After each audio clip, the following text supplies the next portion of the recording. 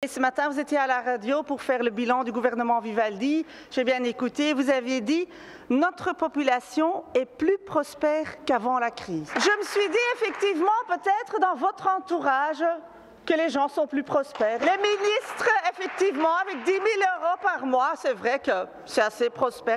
Les PDG d'entreprises, c'est vrai qu'eux, leurs salaires n'ont pas été bloqués. Hein.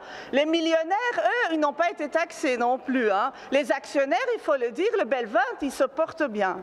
Mais notre entourage, l'entourage des gens que nous voyons tous les jours avec le PTB, dans les quartiers, dans les entreprises, ces gens-là, ils ont senti la crise passer. Hein.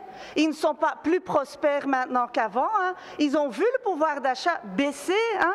Ils ont peur, monsieur le ministre, quand ils vont faire leurs courses. Ils se demandent combien est-ce que je vais payer mon caddie. Ils ont peur de la facture d'énergie, du décompte. Ils se disent combien est-ce que je vais devoir remettre. Et surtout, ce qu'ils se demandent aussi, comment je vais faire pour travailler jusqu'à 67 ans.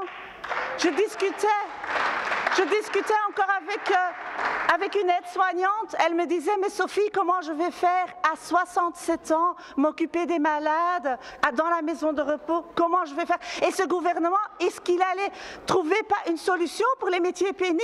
Elle est où la solution? Elle est où la solution? Monsieur le ministre, une chose est claire, effectivement, dans ce gouvernement, dans ce pays, il y a eu des gagnants, effectivement, parce que ce n'était pas la crise pour tout le monde, et il y a eu des perdants. Et je crois qu'aujourd'hui, on a besoin d'une rupture. On a besoin de répondre à l'urgence sociale, et on a besoin aussi du respect pour la classe travailleuse.